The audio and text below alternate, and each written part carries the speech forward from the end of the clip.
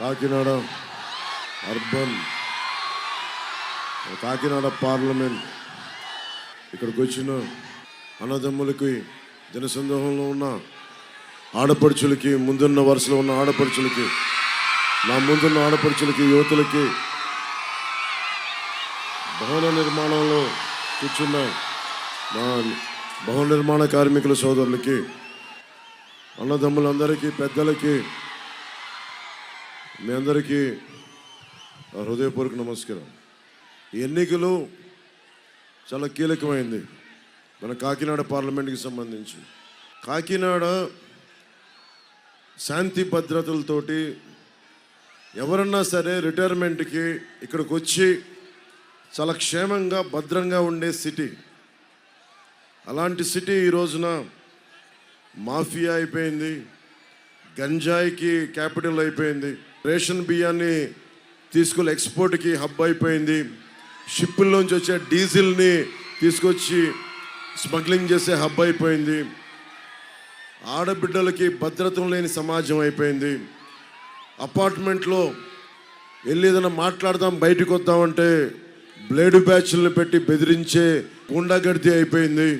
ఇక్కడున్న అశేష జనసందోహంలో ఉన్న ప్రతి యువతి యువకులకి, పెద్దలకి, అందరికీ ఈరోజు నేను మనసిపి మాట్లాడుతున్నాను. కానీ ఈరోజు మన కొండబాబు గారిని, ఉదయ్ గారిని గెలిపించడానికే మాత్రం రాలేదు. మీ భవిష్యత్తుని మీరు సరైన విధి విధానాలతోటి మీరు ఆలోచించి నిర్ణయం తీసుకోకపోతే మీ భవిష్యత్తు సంపూర్ణంగా దెబ్బతినేస్తుంది.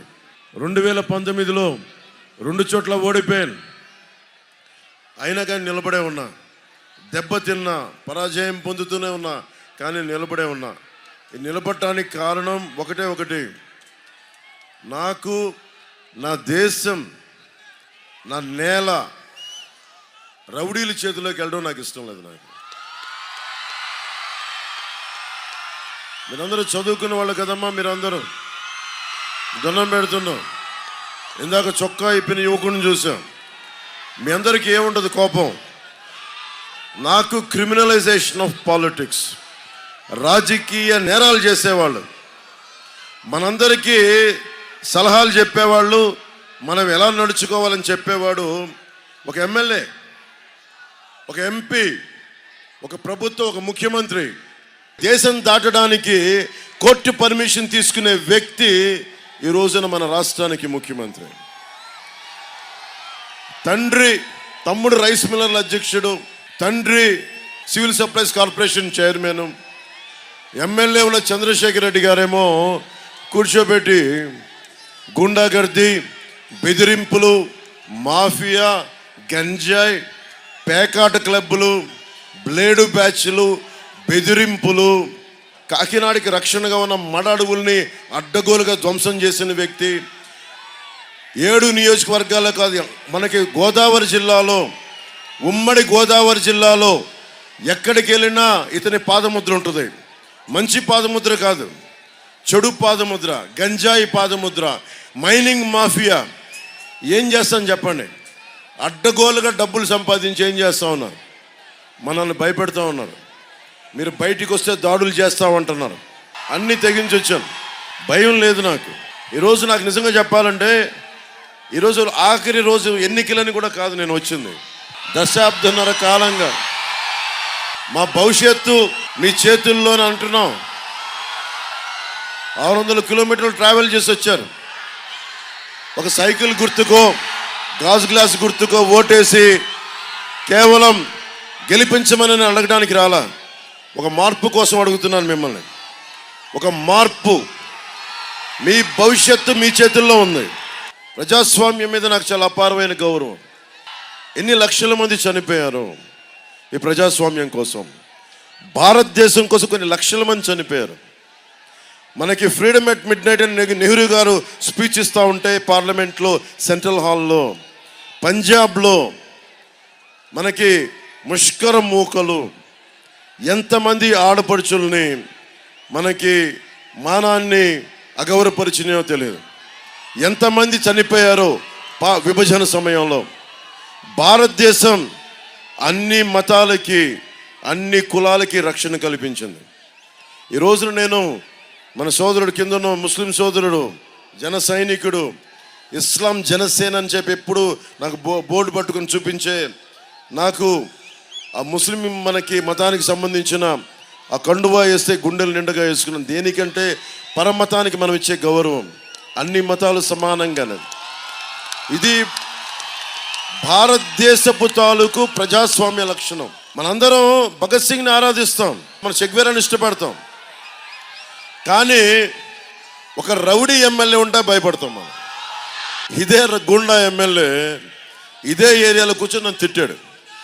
ఇదే ఏరియాలో నేను పర్మిషన్ కూడా పెట్టలే, ఇక్కడ ఇచ్చారు పోలీసు. కొండబాబు గారు అదే చెప్తా ఉన్నారు. నిజంగా కనుక నాకున్న బలానికి చంద్రశేఖర్ రెడ్డి గారిని కిందకి నేల మీద కూర్చోబెట్టి సెంటర్లో మోకాళ్ళ మీద నడిపించేంత సత్తా ఉన్నాడు.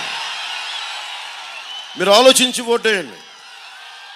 చలమలశెట్టి సునీల్ ఎంపీ, చలమలశెట్టి సునీల్ని అడగండి ఎంపీగా, నువ్వేం చేసావు? ఎందుకు ఇన్ని పార్టీలు మారావు?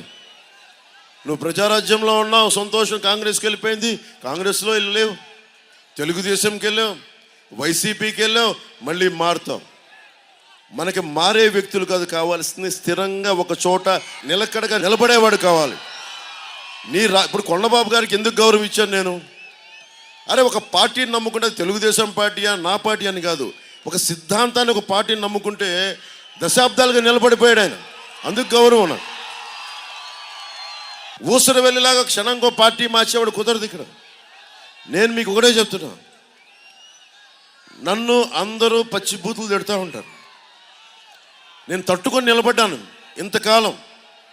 ఈ రోజున నేను మిమ్మల్ని అడుగుతా ఉన్నా, మీరు గనుక మేలుకొనకపోతే, మీరు గనుక గాంధీ గారికి దండాలు పెట్టి భగత్ సింగ్ గారికి దండలేసి ఓటు మట్టుకు వైసీపీకి వేస్తే చేజేతులా మీరు గూండా ప్రభుత్వాన్ని తెచ్చుకుంటా ఉన్నాను. నేను 2019లో గొంతు అవిసిపోయేలా అరిచాను. నేను వైఎస్ జగన్ వైసీపీకి ఓటేస్తే భవిష్యత్తుని చంపేస్తాడని, మనకి ప్రకృతిని విధ్వంసం చేస్తాడు, యువతకి నిలబడ్డు అన్నీ చెప్పా. నా మాట ఎవరు వినలా. నేనేదో ఒక పిచ్చి ఐడియాలజీతో మాట్లాడుతాను అనుకున్నారు. నాకు చిరాకు. నాకేమో చదువు, మహాత్మా గాంధీ గురించి చెప్పి, నేతాజీ గురించి చెప్పి, భగత్ సింగ్ గురించి చెప్పి నన్ను వెళ్ళి ఒక గూండా ముఖ్యమంత్రి కింద పని నేను ఉండమంటే నేను ఉండలేను. నేను చాలామంది లొంగిపోతారు, సగటు మనిషి లొంగిపోతాడు. నేను పెద్ద జీవితాల నుంచి రాలా. మా నాన్న ప్రభుత్వ ఉద్యోగి మా నాన్న. మా పెదనాన్న ఇదే కాకినాడలో పోస్టల్ ఆఫీస్లో పోస్ట్ మాస్టర్గా పనిచేశాడు మా పెదనాన్న సత్యనారాయణ గారని. అలాంటి కుటుంబాల నుంచి వచ్చాను. కానీ నాకు గుండెల నిండా సమాజాన్ని కాపాడుకోవాలి, ధర్మానికి నిలబడాలి అన్న ఒక పిచ్చి ఆకాంక్ష. అరే, గాంధీ గారిని చదువుకున్నాం, భగత్ సింగ్ని గుండెల్లో పెట్టుకున్నాం. అలాంటి నేను కూడా గుండాలకు భయపడితే ఎట్లా? క్రిమినల్స్ రాజ్యాలు వెళితే ఇలాగే ఉంటుంది. మన కాకినాడ పార్లమెంట్ లాగే ఉంటుంది. క్రిమినల్స్ రాజ్యాలు వెళితే బెదిరిస్తారు. జగన్ మాట్లాడచ్చు, అన్నీ మాట్లాడతాడు జగన్. కానీ 30,000 మంది ఆడబిడ్డలమ్మ, మిమ్మల్ని అడుగుతున్నా, నా ముందు ఇంతమంది ఆడపిల్లలు ఉన్నారు. మన ఇంట్లో ఒక ఆడబిడ్డ కనిపించకుండా వెళ్ళిపోతే నేను చెప్తున్నాను కదా, విలవిలవిల్లాడిపోతాం. మీకు ఉండదమ్మా బాధ? ఒక ఆడబిడ్డ మీ మీద మగాళ్ళు ఇబ్బంది. ఇప్పుడు ఇందాక ఎందుకు అరిచానమ్మా అక్కడ? మీరు గబుక్కున మీ మీద అంతమంది మీద పడితే నాకు హృదయం విలవిల్లాడిపోయింది నాకు. అలాంటి మీకు, అలాంటి 30,000 మంది ఆడపిల్లలు ఈ ఆంధ్రప్రదేశ్లో అదృశ్యం అయిపోతే ఈ ముఖ్యమంత్రి ఒక్క మాట మాట్లాడాల. ఎందుకు మాట్లాడాల? నీకున్న చెంచాలంతా చంద్రశేఖర్ రెడ్డి లాంటి వ్యక్తులు అయితే నీకే ఉండదు ఆడబిడ్డల మీద భద్రత. గంజాయిలు నువ్వు అమ్ముతావు. నువ్వు గంజాయికి క్యాపిటల్ అయిపోయింది. మనకి 25 యూనియన్లని భయపెట్టేశాడు. భవన నిర్మాణ కార్మికుడిని ఇసుక దొరక చచ్చిపోయేలా చేశాడు ఈ ప్రభుత్వం. 25 యూనియన్లు ఉన్నాయి. ప్రతి యూనియన్ని భయపెట్టేయడమే. పోర్ట్ యూనియన్ అని చెప్పండి, లారీ డ్రైవర్ యూనియన్ చెప్పండి, అందరినీ భయపెట్టేయడమే. ఏం చేయాలి మరి దీనికి? పవన్ కళ్యాణ్ ఒకటేస్తే సరిపోదు. అన్నా మీ వెంట ఉంటాం అంటే సరిపోదు. మీ జీవితం కోసం మీరు నిలబడకపోతే, నేను చూడండి, నేను తగ్గించుకున్నాను. ఎవరన్నా ఇంత జనబలాన్ని చూసి ఏమనుకుంటారు, నేను ఎదగాలని కోరుకుంటాడు. నేను తగ్గి కొండబాబు గారికి ఇక్కడ నిలబెట్టేలా చేశాం మేము. దేనికి అంటే ఈ నేల నా మాతృభూమి, ఇది నా ప్రజాస్వామ్యం, ఇది లక్షల మంది చనిపోయారు. ఈ నేలని నేను కూడా కాపాడుకోకపోతే ఇంకెవడు కాపాడుకుంటాడని ఒక బాధ, ఆవేదన నన్ను ఇక్కడ తీసుకొచ్చేలా చేసింది. ఓట్ల కోసం ఎంతసేపు అమ్మా? ఓట్లు లేకపోతే నేను చచ్చిపోతానా? ప్రభుత్వంలో నేను లేకపోతే చచ్చిపోతాను. నాకేం అవ్వదు. సగటు మనిషి నలిగిపోతా ఉంటే వీళ్ళు మాట్లాడరేంటి, అందరం భయపడిపోతామేంటి? ఆ బాధ తీసుకొచ్చి నన్ను మీ ముందు నిలబెట్టింది, మీకోసం పోరాటం చేసేలా చేసింది.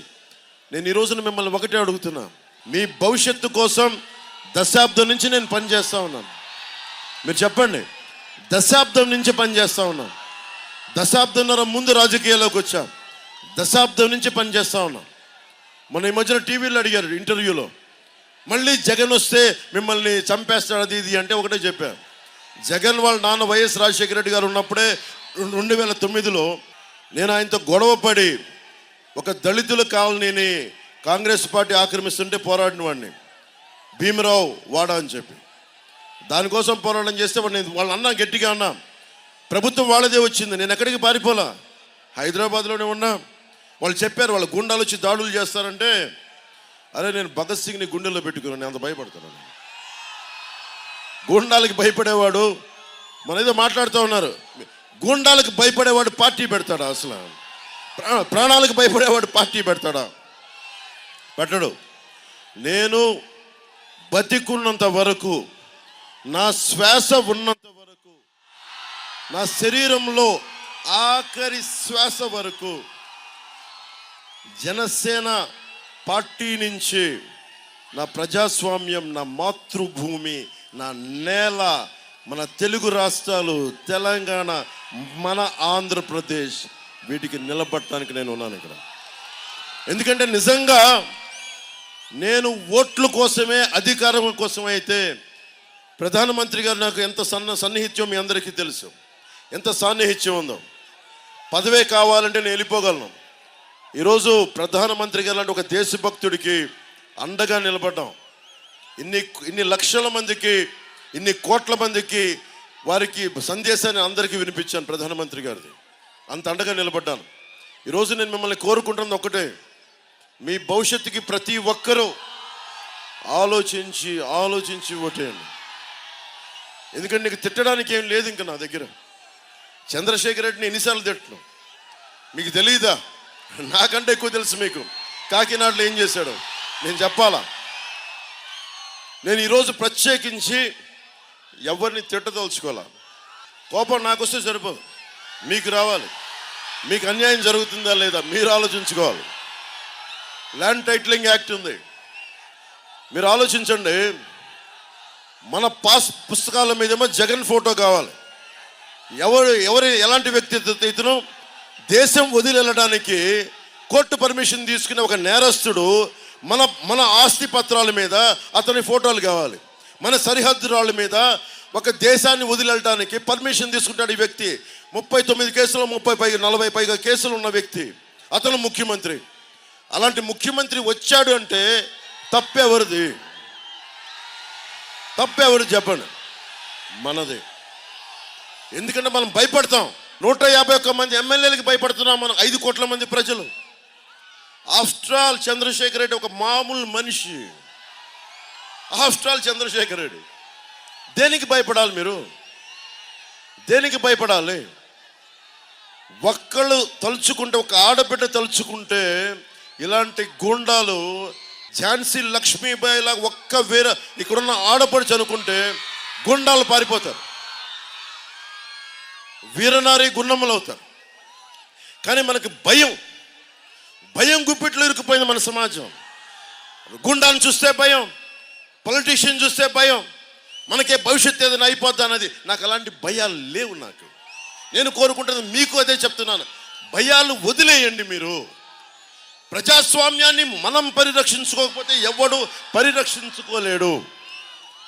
విదేశాల్లో చాలాసార్లు వైసీపీ రాగానే తెలుగుదేశం మద్దతుదారులు చాలామంది అన్నారు, అన్నా మేము ఇక్కడికి రాలేమన్నా, మేము ఇంకా ఇండియా రావంటే ఎక్కడికి పారిపోతారు మీరు, మేము అమెరికాలో ఉండిపోతామన్నారు. అమెరికాలో ఉంటారు, మీరు ఏం చేస్తున్నారు? బ్లాక్ లైవ్స్ మ్యాటర్ అని చెప్పి అక్కడ మరి నల్ల జాతీయులు పోరాడుతూ ఉన్నారు, వైట్ లైవ్స్ మ్యాటర్ అని చెప్పి తెల్లవాళ్ళు పోరాడుతూ ఉన్నారు. నిజంగా చెప్పాలంటే బ్రౌన్ లైవ్స్ డజంట్ మ్యాటర్. మనలాంటి బ్రౌన్ స్కిన్ని, మనలాంటి తోలుని అమెరికాలో నిజంగా గుర్తిస్తారా? ఎప్పుడు మన సెకండరీ గ్రేడ్ సిటిజన్స్ ఎక్కడికి వెళ్ళినా మన నేల ధర్మాన్ని, మన హక్కుని మనం కాపాడుకోకపోతే ఎక్కడికి పారిపోతాం మనం? ఈ నది, గోదావరి నది ఈ నేలను విడిచి పారిపోద్దాం? మీరు చెప్పండి. చెట్టుకున్న పక్షులైతే పారిపోతాయి ఎగిరి, మట్టిలోకి వెళ్ళిపోయిన చెట్టు ఎక్కడికి పారిపోద్ది? అలా మనం ఎక్కడికి పారిపోతాం? ఒక చంద్రశేఖర్ రెడ్డి, ఒక గూండాను చూసి, ఒక వైఎస్ జగన్ చూసి పారిపోతామా? మనం ఎక్కడికి పారిపోతాం? ఎంతకాలం పారిపోతాం? ఎదుర్కోవాలి. అందుకే నేను ఒక్కనే రాలా, నా కోసం కాదు. ఎందుకు అలయన్స్ పెట్టుకున్నానంటే మీకు ధైర్యం ఇవ్వడానికి పెట్టుకున్నాను. దానికోసం నేను తగ్గిపోయాను, నేను పార్టీగా తగ్గిపోయా. కానీ మీకు ధైర్యం రావాలి. సగటు మనిషికి లేదు ఈ పార్టీ బాగుంటుంది, ఈ ప్రభుత్వం వస్తుందని ఒక ధైర్యం ఉంటే మీరు కూడా ధైర్యంగా వచ్చి ప్రజాస్వామ్యాన్ని పరిరక్షించుకుంటారని ఒక ఆలోచనతో వచ్చాను నేను. ఇది మీ చాయిస్ ఇది. ఎందుకంటే నేను ఎన్ని అరిచినా, ఎంత కోపడ్డా, ఆంధ్రాలో ఉన్న సగటు మనిషికి కోపం రాకపోతే నేను ఎంత అరిచి గీ పెట్టుకున్నా నేనేం చేయలేను. భవిష్యత్తు మీ చేతుల్లో ఉంది. చంద్రశేఖర్ రెడ్డి అనే వ్యక్తి కాకినాడని ఏం చేశాడో ప్రతి ఒక్కరికి తెలుసు. మీకు తెలుసా? చంద్రశేఖర్ రెడ్డి చేసి తెలుసు కదా. అతనికి ఒకసారి కావాలా మీకు? చంద్రశేఖర్ రెడ్డికి ఓటేస్తారా మీరు? మళ్ళీ చంద్రశేఖర్ రెడ్డి వస్తే గూండాగర్దీ వచ్చేస్తుంది, మాఫియా సామ్రాజ్యం వచ్చేస్తుంది. వైసీపీకి ఓటేస్తే మీ ఆస్తులన్నింటినీ గాల్లో పెట్టిన దీపమే తీసేసుకుంటారు. ఎవరెవరు ఆస్తి పత్రాల్లో జెరాక్స్లు చూపిస్తున్నారు ఈరోజు టీవీలో అంటే అర్థమవుతుంది కదా. అంటే మన ఇంట్లో ఆస్తి పత్రాలు వాళ్ళు తీసేసుకుంటున్నారు, వాళ్ళు అవి కనిపిస్తూ ఉంది స్పష్టంగా. అందుకని చెప్తా ఉన్నాను, మీకు భవిష్యత్తు అన్ని ఉపాధి, విద్య, వైద్యం, ఉపాధి, సాగునీరు, తాగునీరు అన్నింటికి మించి లా అండ్ ఆర్డర్. కాకినాడకి కావాల్సింది బలమైన లా అండ్ ఆర్డర్ కావాలి. కాకినాడకి రోడ్డు మీద ఒక చిన్న బ్లేడ్ బ్యాచోడు కానీ, గూండాలు కానీ రోడ్డు మీదకి వచ్చి యాషాలు వేస్తే మక్కెలు కాళ్ళు ఇరగొట్టి కింద నడిపించాలి. సెంటర్లో మక్కెలు ఇరగొట్టి ఒక్కొక్క గూండాగాడికి, ఒక్కొక్క మాఫియా గాడికి మక్కెలు, కాళ్ళు, కీళ్ళు ఇరగొట్టే రోడ్ల మీద నడిపించాలి. అది రావాలంటే దమ్ముండాలి. దానికి జస్ట్ ప్రజాప్రతినిధిగా గెలిస్తే సరిపోదు, దమ్ముండాలి. మీ ప్రాణాల కోసం ప్రాణాలను అడ్డు పెట్టే నాలాంటి వాడు ఒకడు ముందు ఉండాలి. అప్పుడు కానీ చేయలేం.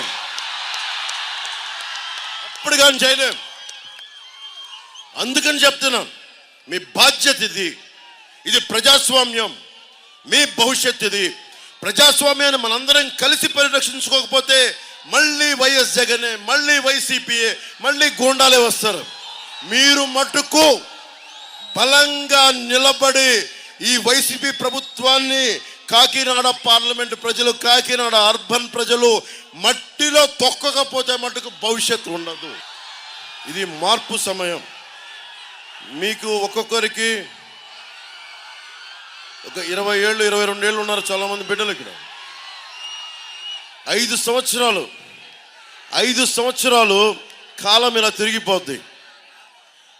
2029 రావడానికి ఇట్లా అయిపోద్ది. 2019 వచ్చింది, కాలం గిరుని తిరిగింది, 2024 వచ్చేసింది. నువ్వు నాకు ఇలా చెప్పడం కాదు తల్లి, నువ్వు పోరాడాలి, నువ్వు ధైర్యంగా వెళ్ళాలి. నువ్వు ధైర్యంగా పోరాడపోతే నువ్వు ఎన్ని చేసినా సరిపోదు. ఇక్కడ చాలామంది యువకులు చొక్కా తీసుకు చూపిస్తూ ఉంటారు. చొక్కా నాకు కాదు, ఓటేసి చంద్రశేఖర్ రెడ్డికి చూపించండి. ఇట్లా కూటమి ప్రభుత్వం రాగానే కాకినాడ మళ్ళీ పాత విధానంలో లా అండ్ ఆర్డర్ చాలా బాగుంటుంది. మాఫియా రాజ్యాన్ని అరికాలతో ఉక్కుపాదంతో తొక్కేసాం మాట మీకు ఇస్తున్నాను. విద్య, వైద్యం, ఉపాధి, సాగునీరు, తాగునీరు, లా అండ్ ఆర్డర్ ఇవన్నీ సవ్యంగా ఉన్నాయనుకోండి, మీ భవిష్యత్తుకి ఎవరేం అక్కడ మీరే చేసుకుంటారు.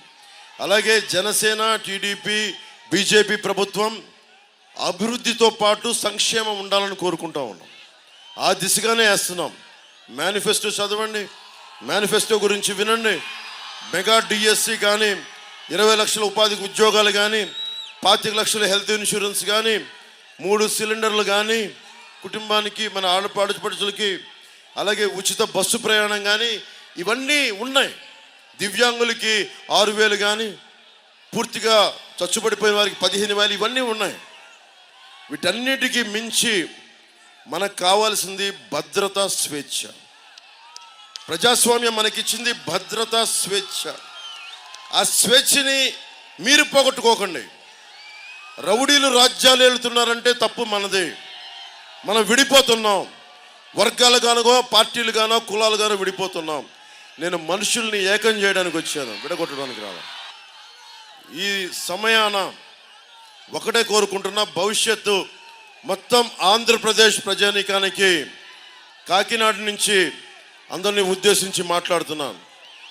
మీరన్నీ గత 5 సంవత్సరాల్లో ఎవరెవరు ఏం చేశారు, వైసీపీ ప్రభుత్వం ఏం చేసింది, పవన్ కళ్యాణ్ ఎలా నిలబడ్డాడు, టీడీపీకి ఎలా బలం ఇచ్చాడు, ఎలా తగ్గి ముందుకు తీసుకెళ్ళాడు, భారతీయ జనతా పార్టీ ప్రధానమంత్రి గారి నేతృత్వంలో మేము ఆంధ్రాలో పొత్తు పెట్టుకోమంటే ఆయన నేను ఒప్పించానంటే ఎంత బలంగా మాట్లాడుంటానో మీరు అర్థం చేసుకోండి.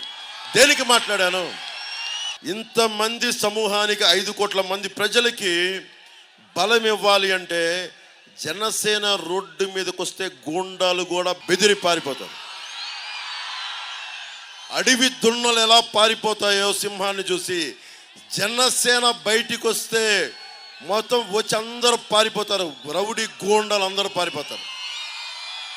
అలాంటి గూండాలు ప్రభుత్వం ఇది వైసీపీ, అరాచక ప్రభుత్వం. నేను మీకు భరోసా ఇస్తున్నా, ఒక ఎన్నికలకు కాదు, ఒక తరం కోసం. అక్కడ రెడ్ టీషర్ట్ వేసుకొని చిన్న బ్లూ ప్యాంట్ వేసుకొని చూస్తున్న ఆ బిడ్డ భవిష్యత్తు కోసం, మీ భవిష్యత్తు కోసం,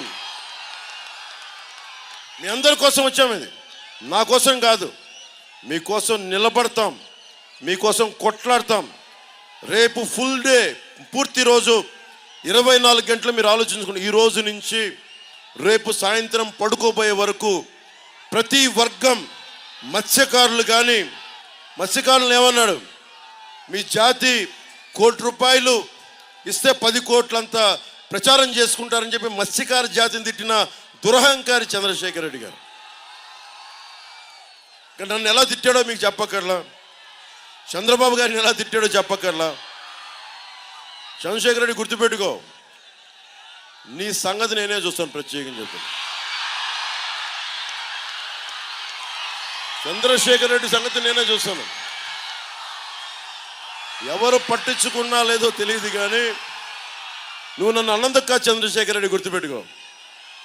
నువ్వు ప్రజల్ని ఇబ్బంది పెట్టేశావు, ప్రకృతి వనరులను దోచేశావు, పేకాట క్లబ్బులు నడిపావు, మాఫియా అయిపోయింది, గ్రావెల్ని దోచేశావు, పచ్చని మడడువులు నరికేశావు. గుర్తుపెట్టుకో చంద్రశేఖర్ రెడ్డి, నిన్ను రోడ్డు మీద తీసుకెళ్తాం, రోడ్డు మీదకి లాక్కొస్తాం. గుర్తుపెట్టుకో.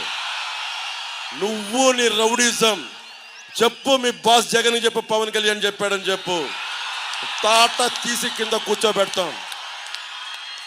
ఇప్పుడు వెళ్ళి అతను పిఠాపురంలో చేస్తున్నాడు నా మీద, వెళ్ళి ఉప్పాడులో ఏం చేస్తాడు? 5 సంవత్సరాలు చేయని అభివృద్ధి ఏం చేస్తావా? నువ్వు 5 సంవత్సరాలు చేయని అభివృద్ధి ఏం చేస్తావు కొత్తగా? 5 సంవత్సరాలు విలువైన కాలాన్ని ఇస్తే ఏం చేయలే? ఫీజు రీయింబర్స్మెంట్ చేశారమ్మా మీకు? Fee reimbursement చేయలేనాడు. 2,300 కోట్లు రంగులు వేయడానికి, రంగులు తీయడానికి తీసుకున్నాడు ఈ వ్యక్తులు. మనకేం చేస్తారమ్మా వీళ్ళు? మత్స్యకారులకి ఏం చేస్తారు? దళిత సామాజిక వర్గానికి ఏం చేస్తారు? బీసీలకి ఏం చేస్తారు? చూశారు కదా, కుల జాతి మనకి ఆధిపత్య అహంకారంతో ఎలా తిట్టారో మీకు తెలుసు. మనకి మత్స్యకారుల సమాజ వర్గాన్ని నువ్వు చొక్కా తీకు, నాకు చొక్కా చేసి సరిపోదు. ఈ పోస్చరింగ్ కాదు నాకు కావాల్సింది. రౌడీజామునికి ఎదురెళ్ళాలి మీరు. సలసల సలసల రక్తం కాగాలి గుండాలను చూస్తే. నిన్ను చూసి భయపడాలి చంద్రశేఖర్ రెడ్డి. ఆ స్థాయికి వెళ్ళి నువ్వు. మీరు ఆలోచించి నిర్ణయం తీసుకోండి. నేను దశాబ్ద కాలంగా అన్ని అరిచి గొంతు నెప్పి పుట్టేలా చెప్పా. భవిష్యత్తు ఇంకా నా కోపం లేదు. కోపం మీకు రావాలి. ఆ కోపాన్ని మీరు ఓట్ల ద్వారా చూపించాలి.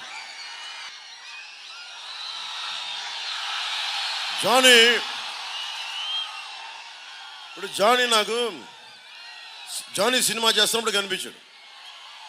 ఈ అబ్బాయి ఎవరో కూడా తెలియదు. ఏం చేస్తామంటే నాకు నీతో పాటు పని చేయాలని అన్నాడు. ఎక్కడి నుంచి వచ్చాడు? నెల్లూరు నుంచి వచ్చాడు. తను నాకు ముస్లిం అని కూడా తెలియదు. నేను ప్రామిస్ చెప్పండి, నాకు అలాంటి భావాలు లేవన్నాను. అంటే ఎవరిలో ఏ స్కిల్ ఉందో మనకు ఎలా తెలుస్తుంటే అడిగేవాడు ఒకడు కావాలి. నా దగ్గరికి వచ్చి అడిగితే డాన్సర్ అయ్యాడు, డ్యాన్స్ మాస్టర్ అయ్యాడు, కోరియోగ్రాఫర్ అయ్యాడు. ఈ రోజున మన భారతదేశంలోనే అత్యంత ప్రముఖమైన కోరియోగ్రాఫర్. ఇది మతంతో సంబంధం ఏముంది? కులంతో సంబంధం ఏముంది? అందుకే నేను ముస్లిం సామాజిక వర్గానికి కూడా చెప్తున్నా, జానీని గుండెల్లో పెట్టుకున్న వాడిని ముస్లిం సామాజిక వర్గానికి ఎందుకు అండగా ఉన్నాం. కాకపోతే నేను అందరిలాగా చెప్పండి. నేను అంతే. అందరిలాగా ఎక్కువ మాట్లాడి తక్కువ చేయడం కంటే కూడా తక్కువ మాట్లాడి ఎక్కువ చేయడం నాకు ఇష్టం. తంగెళ్ళ ఉదయ్ శ్రీనివాస్ ఎంపీ పార్లమెంట్ అభ్యర్థిగా టీ టైం అని పెట్టాడు. 25,000 కుటుంబాలకు ఉపాధి అవకాశం కల్పించాడు. కొండబాబు గారు టీడీపీ మనకి అర్బన్ అభ్యర్థిగా పోటీ చేస్తున్నారు. పార్టీని నమ్ముకొని నిలబడ్డారు. మన చలమల శెట్టి సునీల్లా కాదు, ప్రతిసారి మార్చుకోవడానికి. వారిద్దరికీ మనకి జనసేన గాజు గ్లాస్ గుర్తు మీద తంగెళ్ళ ఉదయ్ శ్రీనివాస్, సైకిల్ గుర్తు మీద కొండబాబు గారు పోటీ చేస్తున్నారు. అలాగే కాకినాడ రూరల్ నుంచి గాజు గ్లాస్ గుర్తు మీద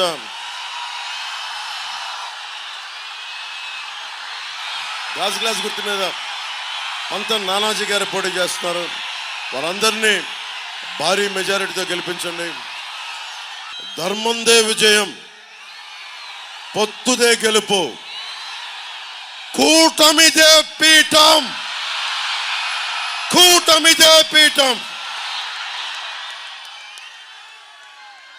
ఒకే ఒక్క కవితా పంక్తులు వినిపించి సెలవు తీసుకుంటాను. జగన్ చూసి భయపడ్డారు, వైసీపీ చంద్రశేఖర్ రెడ్డిని చూసి భయపడ్డారు, మాఫియా సామ్రాజ్యాన్ని చూసి భయపడ్డారు. మీకు గుండెలో ధైర్యాన్నిచ్చే ఒక కవిత చెప్తాను. రాహువు పట్టిన పట్టొక సెకండు అఖండమైన లోక బాంధవుడు అసలే లేకుండా పోతాడా? మూర్ఖుడు గడియారంలో ముళ్ళు కదలని కంటే ధరాగమనం అంతటితో తల కింద అయిపోతుందా? కుటిలాత్మల కూటమికి ఒక త్రుటి కాలం చేయమొస్తే విశ్వ సృష్టి పరిణామం విచ్ఛిన్నం అవుతుందా? ధనుజు లోకమేకంగా దారి కడ్డంగా నిల్చుంటే నరజాతి ప్రస్థానం పరిసమాప్తం అవుతుందా? వైసీపీ రాహువులాగా 5 సంవత్సరాలు పట్టింది, తొలగిపోతుంది. ఉదయించే కొత్త తరం వస్తుంది, ఉదయించే కూటమి వస్తుంది, కొత్త బాట వేస్తుంది, బంగారు భవిష్యత్తు వేస్తుంది అని తెలుసుకుంటూ మీ అందరికీ ఆశీస్సులు కోరుకుంటూ మా అభ్యర్థులందరికీ, కూటమి అభ్యర్థుల్ని, రాష్ట్రం మొత్తంలో ఉన్న జనసేన మద్దతుదారులు, జన సైనికులు, వీర మహిళలు, తెలుగుదేశం కార్యకర్తలు, తెలుగుదేశం మద్దతుదారులు అందరూ, బీజేపీ కార్యకర్తలు, బీజేపీ నాయకులందరూ మద్దతు తెలిపి కూటమికి అఖండ విజయం కల్పించాల్సిన కోరుకుంటూ సెలవు తీసుకున్నాను. Hello AP, hello AP, hello AP, hello AP, hello AP. Bye bye, bye bye, bye bye. జై టీడీపీ, జై బీజేపీ, జై జై జై జనసేన.